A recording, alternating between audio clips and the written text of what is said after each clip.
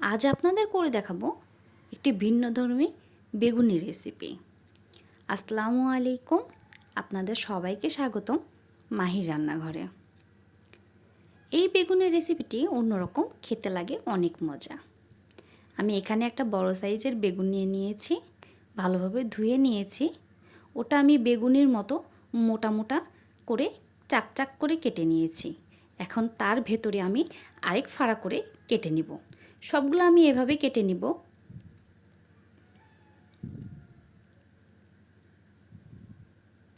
আমরা বাড়িতে যেভাবে সাধারণভাবে আলু ভর্তা করে খাই, আমি সেই আলু ভর্তাটাই করেছি পেঁয়াজ, কাঁচামরিচ, লবণ, সরিষার তেল দিয়ে। আপনারা চাইলে এখানে শুকনো মরিচটা ইউজ করতে পারেন। আমি সবগুলোর ভেতরেই আর ভর্তাটা এভাবে ভরে ভরে দিব, দিয়ে চেপে চেপে আটকে দিব।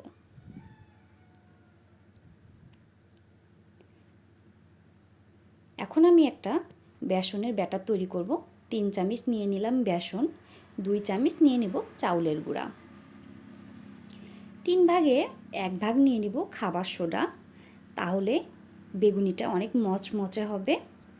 নিয়ে নিব হাফ চামচ ভাজা জিরার গুঁড়া, নিয়ে নিব 1 চামচ মরিচের গুঁড়া, 1 চামচ হলুদের গুঁড়া, নিয়ে আমি ভালোভাবে নেড়ে চেড়ে মিশিয়ে নেব। এটা মেশানো হয়ে গেলে আমি অল্প অল্প করে পানি অ্যাড করব। এখানে আমি একবারে পানি অ্যাড করছি না, তাহলে ব্যাটারটা বেশি পাতলা হয়ে যাবে।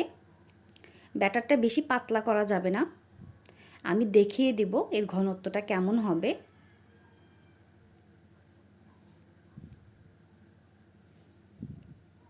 ব্যাটারের ঘনত্বটা ঠিক এমন হবে।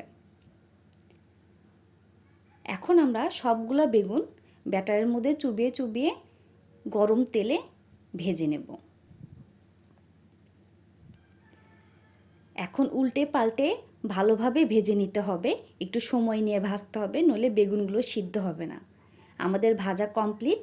সবাই বাসায় ট্রাই করে দেখবেন। সবাইকে ধন্যবাদ। আল্লাহ হাফেজ।